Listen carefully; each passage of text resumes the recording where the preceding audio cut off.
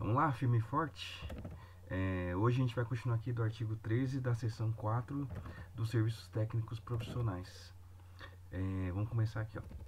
Então, artigo 13. Para os fins desta lei, consideram-se serviços técnicos profissionais especializados o quê?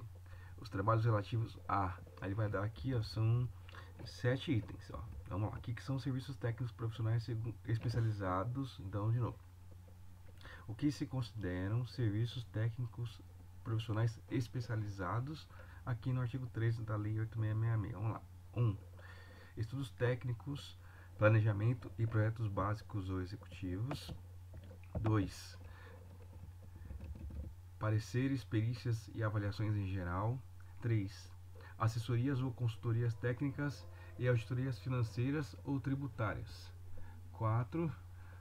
Fiscalização, supervisão ou gerenciamento de obras ou serviços. 5. Patrocínio ou defesa de causas judiciais ou administrativas. 6. Treinamento e aperfeiçoamento de pessoal. 7. Restauração de obras de arte e bens de valor histórico. E o 8 foi vetado aqui. Parágrafo 1º. Ressalvados os casos de inexigibilidade de licitação, os contratos para a prestação de serviços técnicos profissionais especializados deverão, preferencialmente, ser celebrados mediante a realização de concurso. Então aqui, ó, a regra para serviços técnicos profissionais especializados é ser celebrada mediante a realização de concurso, com estipulação prévia de prêmio ou remuneração, ressalvados os casos de inexigibilidade. Aí vai um comentário aqui que é o seguinte, ó.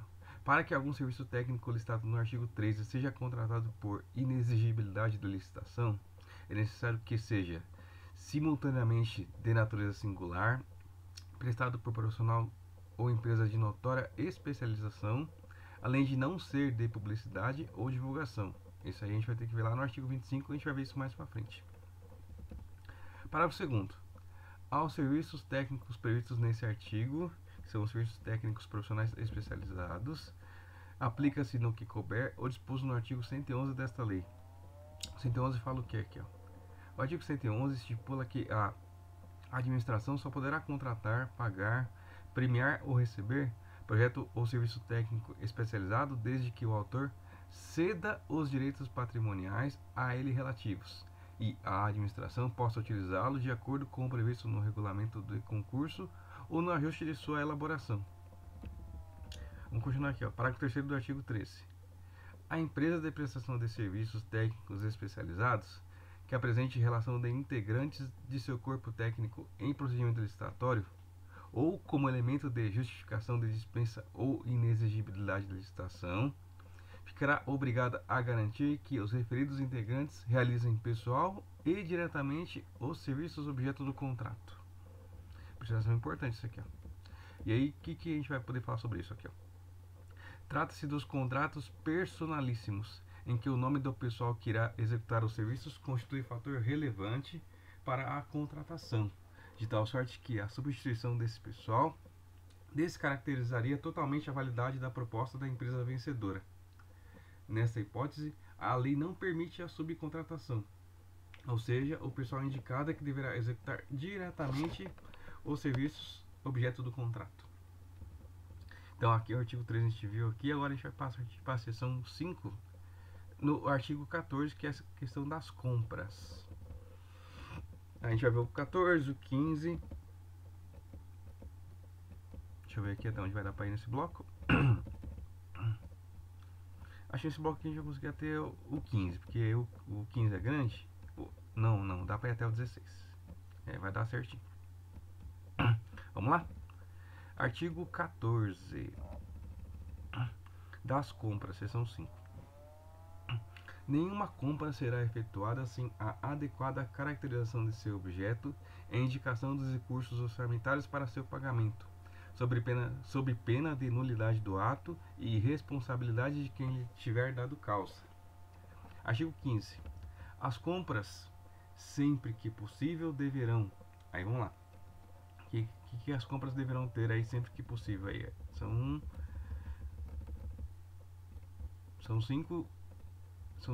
São 5 incisos aqui do artigo 15. Vamos lá. O que as compras sempre deverão ter, sempre que possível? Atender ao princípio da padronização, que impõe a compatibilidade de especificações técnicas e de desempenho, observadas, quando for o caso, as condições de manutenção, assistência técnica e garantia oferecidas. 2. As compras também, sempre que possível, deverão ser processadas através do sistema de registro de preço. 3. Submeter-se a condições de aquisição e pagamento semelhantes às do setor privado.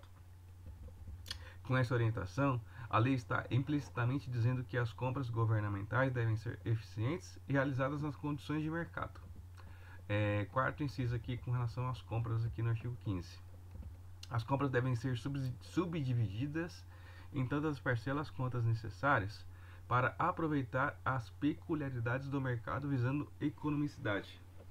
Trata-se do parcelamento do objeto da licitação, de forma a ampliar a competitividade e a economicidade. Isso a gente vai ver lá no artigo 23, parágrafo 1º. Mais um item aqui que as compras devem, sempre que possível, visar.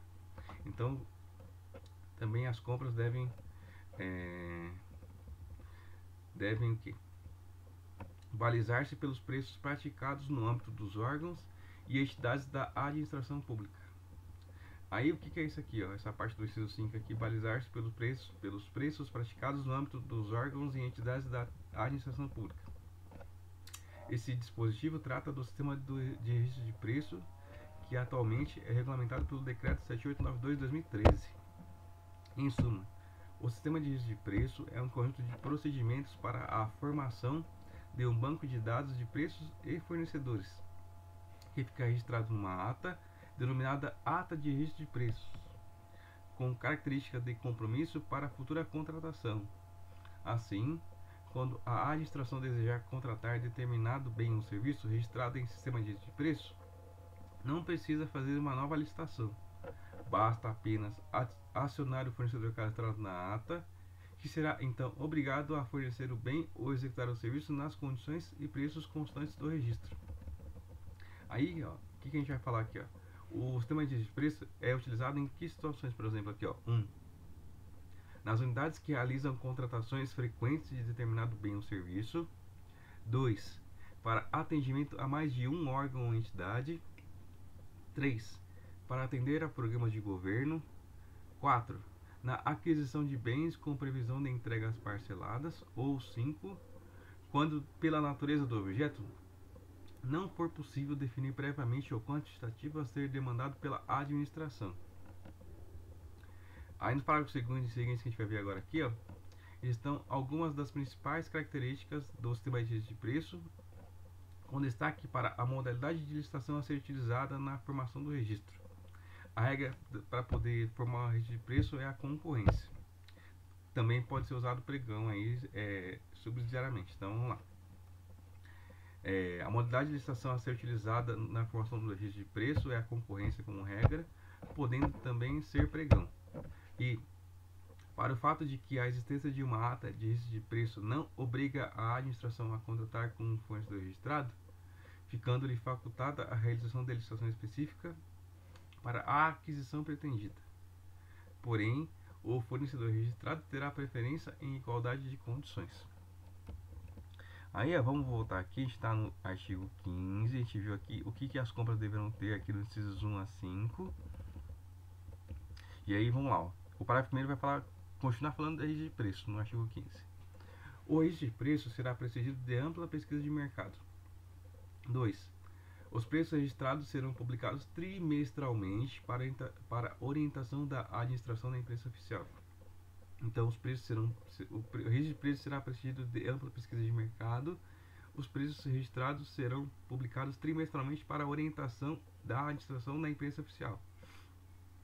Parágrafo 3º.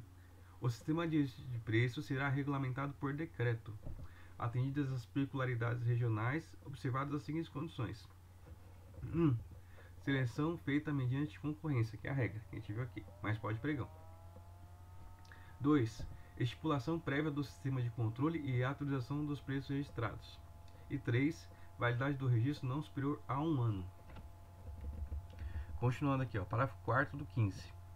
A existência de registros de preços registrados não obriga, vamos de novo, a existência de registros de preços registrados não obriga a administração a firmar as contratações que deles poderão advir, enquanto lhe facultada a utilização de outros meios, respeitada a legislação relativa às licitações, sendo assegurado ao beneficiário do registro preferência em igualdade de condições. Isso é o que a gente viu aqui atrás. A gente dá a nossa leitura aqui. O sistema de controle originado no quadro geral de preços, quando possível, deverá ser informatizado. Aí, continuando aqui, parágrafo 6º. Qualquer cidadão é parte legítima para impugnar preço constante do quadro geral em razão de incompatibilidade desse com o preço vigente no mercado. Parágrafo 7º. As compras deverão ser observadas ainda. O que deve ser observado nas compras ainda? Então, de novo. Nas compras deverão ser observadas ainda 1. A especificação completa do bem a ser adquirido sem indicação de marca. Aqui vale um comentário. A indicação de marca é admissível para fins de padronização, nos casos em que for tecnicamente justificável. Tá? No artigo 7º, parágrafo 5º e no artigo 15, inciso 1. Mais uma disposição que as compras deverão observar aqui no parágrafo 7º. Inciso 2. A definição das unidades e das quantidades a serem adquiridas, em função do consumo e a utilização prováveis, cuja estimativa será obtida, sempre que possível, mediante adequadas técnicas quantitativas de estimação. 3. As condições de guarda e armazenamento que não permitam a deterioração do material. Então aqui são 3 itens aqui do parágrafo 7º que as compras deverão observar, além do que a gente viu aqui atrás. Parágrafo 8º. O recebimento de material de valor superior ao limite estabelecido no artigo 23 dessa lei, para a modalidade de convite, deverá ser confiada a uma comissão de no mínimo 3 membros. De novo aqui, ó. O recebimento de material de valor superior ao limite estabelecido no artigo 23 dessa lei, para a modalidade de convite, deverá ser confiada a uma comissão de no mínimo 3 membros. No que tange a compra de materiais, o limite estabelecido no artigo 23 para a modalidade de convite é de 176 mil, que já é a previsão do decreto aqui de 2018, 9412. Sobre o recebimento do objeto da licitação, a gente vai ver lá no 73 e no 74, mais para frente. Artigo 16. Será dada publicidade mensalmente em órgão de divulgação oficial ou em quadro de avisos de amplo acesso público, a relação de compra de todas as compras feitas pela administração direta ou indireta. Então, ó, de novo, será dada publicidade mensalmente em órgão de divulgação oficial ou em quadro de avisos de amplo acesso ao público, a relação de todas as compras feitas pela administração direta ou indireta, de maneira a clarificar a identificação do bem comprado, seu preço unitário, a quantidade adquirida, o nome do vendedor e o valor total da operação, podendo ser aglutinadas por itens as compras feitas com dispensa e inexigibilidade da licitação. Então aqui a gente viu o que vai ser divulgado mensalmente aí a relação de todas as compras que foram feitas pela administração direta ou indireta, e aí vai estar lá feito de que forma? Vai ter que poder ver o bem que foi comprado, o seu preço unitário, a quantidade adquirida, o nome do vendedor e o valor total da operação. E aí o que ele fala? Que pode ser destinadas por itens as compras feitas com dispensa e inexigibilidade da licitação. O disposto no artigo não se aplica aos casos de dispensa de licitação previstos no inciso 9 do 24. O que 9 do 24 fala? Aqui, ó, o 9 do 24 fala o que? Vamos ver. O inciso 9 do artigo 24 se refere às contratações por dispensa quando houver possibilidade de comprometimento da segurança nacional. E aí a gente viu o quê? Que nesse caso não vai poder divulgar, até por conta do que está aqui no inciso, né? Se vai comprometer a segurança nacional e por isso tem que ter dispensa da licitação, então é um caso que eu não vou precisar divulgar toda a operação que foi feita, justamente para não comprometer essa segurança aí que está prevista lá no inciso 9 do artigo 24. Beleza? Então a gente viu aqui os artigos 15 e 16. Vou fazer aqui uma pausa para a gente começar aqui já a parte das alienações num bloco separado, ok? Vamos lá, a gente viu aqui que o edital saiu, a prova é em fevereiro e a gente tem que estar craque para passar em primeiro, beleza? Força!